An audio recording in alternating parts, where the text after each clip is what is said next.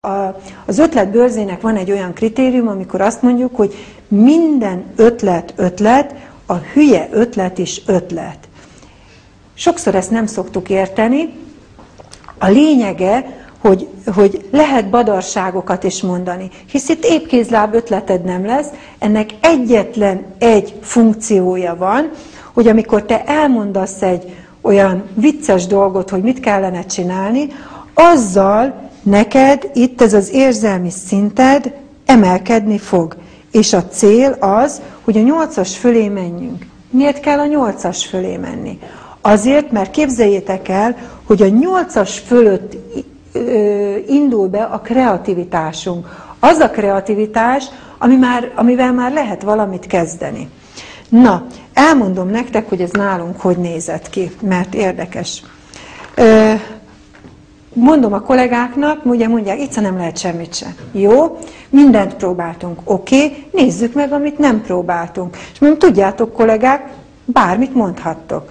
Na, ezen felbuzdultak a kollégák, és azt mondták, hogy hát oké, ha mindent lehet mondani, hogy mit nem próbáltunk még, azt nem próbáltuk, hogy vettünk volna pár ásót, és egy nagy gödröt ástunk volna, és az udvarba ezt elástuk volna. Hát igen, ezt nem.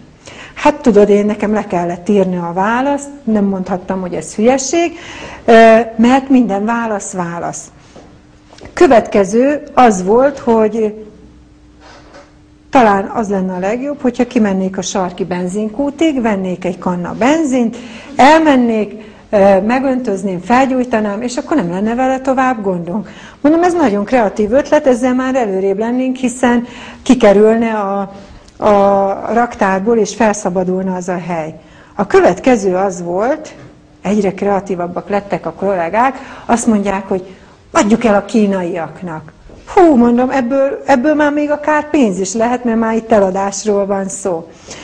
Akkor, ez nagyon tetszett a következő ötlet. Azt mondják, hogy hó végén fizessünk ezzel a kollégáknak. Mondom, ez nagyon jó. Ezt legalább nem én találtam ki, hanem ők mondták, tehát hogyha a borítékban a fizetés mellett lesz egy kis szoknya, vagy egy kis nadrág, vagy egy melltartó, akkor nem háboroghatnak, hisz ez az ő ötletük volt. És akkor képzeljétek el, hallgattam ezeket a dolgokat, és tényleg óramű pontossággal, ahogy átlépték ezt, nem kellett mondani, hogy kollégák, most már a kreatív ötleteket mondjátok, egyszerűen beindult a kreativitás. És jobbnál jobb ötletek lettek, és akkor így, és úgy, és képzeld el. Például volt egy kollega, aki itt, ezen a szinten, az ő szintjén, például azt a kifogást hozta fel, hogy itt ezt képtelenség eladni. Képzeld el, a kereskedő sorokat akar venni, méretsorokat. Mondjuk piros pólóból akar S, M, L, XL, stb. De azt mondja, nekünk van egy S-es pirosunk, egy L-es kékünk, egy zöld M-es, hát ezt így nem lehet eladni.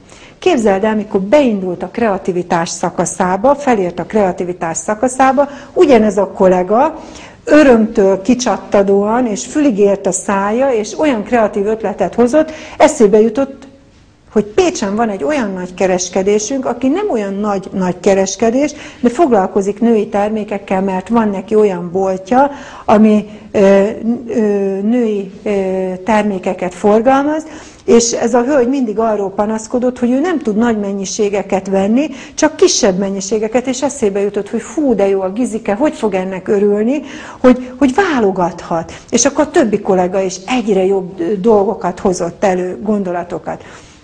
Itt még el kell mondanom, szintén ez a könyv nagyon jól elmagyarázza, hogy ha valamin gondolkozunk, valamin tartjuk a figyelmünket 17 másodpercig, és ezt ne felejtsd el, akkor először ilyen múltbeli dolgok jutnak eszünkbe a hasonló rezgésbe. Hogy értsed, miről van szó, ha például elkezdtek valamiről beszélgetni, és mondjuk valaki azt mondja, hogy a szomszédasszony szült, vagy elmeséli, hogy ő hogy szült, abban a pillanatban eszedbe fog jutni, hogy te hogy szültél, vagy az anyukád hogy szült, vagy téged hogy szültek, vagy te hogy szeretnél szülni. Tehát valami ilyesmi eszedbe fog jutni. Tehát először az fog eszedbe jutni, hogy te hogy szülted a gyerekeidet. Tovább beszélgettek, akkor jövőbeli képek ugranak be, ez már a kreativitás, ami még nem történt meg, de ötletek a jövőre. Például, hogy akarsz majd szülni, ha te szülsz. Vagy hogy szeretnéd, ha a gyereket szülne, ha szülne.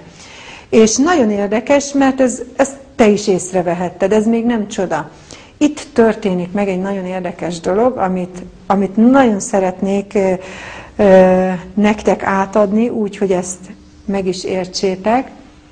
Ha nagyon sokáig tartjuk a figyelmünket valamint, tehát sok 17 másodpercig, akkor egy nagyon érdekes dolog történik. Ki volt már agykontroll tanfolyamon? Igen, jó. Tehát akik agykontroll tanfolyamon voltatok, tanulhattátok, ezt az agykontroll úgy mondja, hogy ha nagyon sokáig forgatod a gondolatokat a fejedben, akkor egyszer csak azt veszed észre, hogy a környezet is elkezd téged támogatni. Mit tudom, hogy meglátsz egy újságcikket, ott van benne 2 mondat, ami neked hiányzott ahhoz, hogy azt a dolgot meg tud csinálni. Vagy megtalálsz egy régi névjegykártyát, és akkor fel tudod hívni, mert pont a te problémáddal kapcsolatos lesz.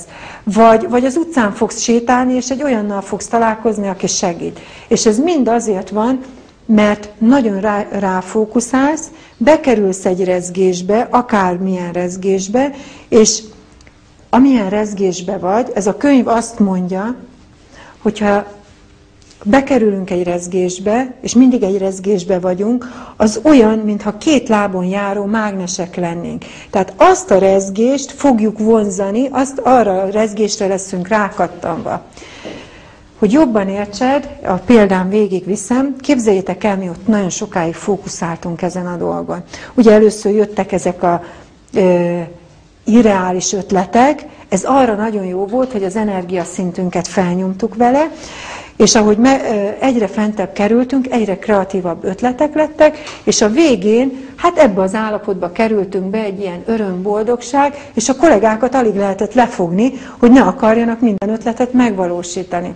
Azért kellett őket lefogni, mert van egy másik szabály, hogy ha vége van az ötletbörzének, aminek legalább 20 percig kell tartania, akkor aki döntésképes ebbe az egészben, annak bent kell maradni, át kell nézni az összes ötletet, és ki kell jelölni azt az 1, 2, 3, 4 ötletet, amit azonnal meg lehet valósítani. Nálunk is ez történt, az üzlettársammal benn maradtunk, és akkor, na, melyik a legjobb ötlet? A kollégáknak mondtuk, hogy addig várjanak már kint, amíg mi ezt elhatározzuk. Már izgultunk, hogy nehogy addig eladják már az összes terméket, amíg mi ki nem választjuk, hogy melyik lesz a legjobb ötlet. És képzeld el, itt történt meg ez a dolog, amit mondok, hogy a külvilág is elkezdett bennünket támogatni, illetve a külvilágban is megjelent ez az egész dolog, mégpedig úgy, hogy képzeljétek el, hogy ott ülünk a társammal, beszélgetjük ezeket a dolgokat, egyszer csak csöng a telefon. Valaki mondja, szia Ica, régen beszéltünk, hogy vagy? Igen, régen beszéltünk, mondom, mit szeretnél, mondom gyorsan, mert éppen egy dologba vagyunk benne. Ja, Ica, akkor nem is zavarnálak sokáig, arról van szó, hogy nyitottunk egy outlet boltot, és most az összes ismerősömet felhívom, hogy kinek vannak elfekvő dolgai, ruházat, mert azt meg szeretném venni, nyilván olcsóbb áron, és tudom, hogy ti férfi ruházatot gyártotok, hogy nincsen-e valamilyen elfekvőtök. Jaj, mondom, hát férfi ruházat nincs, mert a férfi ruházatot el tudjuk adni. De van egy rakás női árunk. Hú, azt mondja, de jó. Azt mondja, nem is kérdeztem, mert én ezt nem tudtam, hogy ti foglalkoztok ilyennel. Úgyhogy megbeszéltük, 4 óra múlva ott volt, végignézte az egész készletet, minden tetszett neki, az összest megvette. Képzeljétek el, kifizette készpénzbe. Tehát nem az, hogy bizományba majd akkor fizetek, hogyha majd eladtam belőle, abban a pillanatban. Tehát érted? Felkerültünk itt az érzelmi létre, ráadásul az embereknek ez a 17 másodperces energiája összegyűlt. Képzeld el, ez az energia kiment az univerzumba, és akinek valami hasonló rezgésű gondolata volt, összekapcsolódott. Képzeld el, hogy ez a férfi, ez az üzletember, ez hívhatott volna fel mást is először, és majd csak 20-adjára engem, amikor már elköltötte az összes pénzét, de nem, én voltam az első, akit felhívott. És képzeljétek el, a kollégák, akikkel csináltuk az ötletbörzét, és már nagyon motiváltak voltak, hogy eladják ezt az egész terméket, el voltak keseredve, hogy nem ők adhatták el. De hát mondtam nekik, hogy ne keseregjetek, a ti energiátok is hozzájárult ahhoz, hogy ezt meg tudtuk csinálni. Tehát még egyszer, ebben a zónában, vagy ezen a szakaszon nem lehet elvárni senkitől épkézláb ötletet, jó?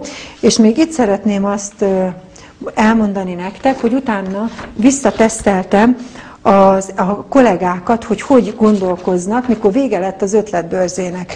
Kérdeztem, hogy akkor most hogy érzitek magatokat? Hú, lelkesedés, öröm, hát ez a 3-as, meg örömteli várakozás. Most gondolj bele, melyik kollégával jobb dolgozni, aki fel van háborodva, dühös, és még téged